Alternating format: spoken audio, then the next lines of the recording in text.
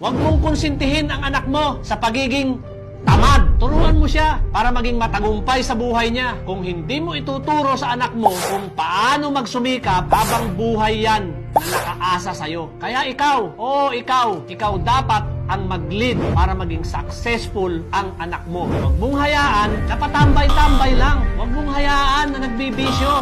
Wala na nang kinikita, puro pagastos. Hindi pa nakakatulong. Turuan mo siya kung paano kumita ng pera. Turuan mo rin kung paano magtipid. Huwag mong hayaan na gumastos lang ang alam. Kung mahal mo ang anak mo, turuan mo magtrabaho. Tandaan mo, anak mo ang unang makikinabang pag napagtagumpayan niya ang mga pagsubok sa buhay. Hindi panghabang buhay na nasa tabi ka ng mga anak mo. Darating ang araw na magkakahiwalay kayo. Sikapin mong mag-iwan ng mga aral na ikapagtatagumpay niya sa kanyang buhay. Dahil para yan sa kanyang kinabukasan.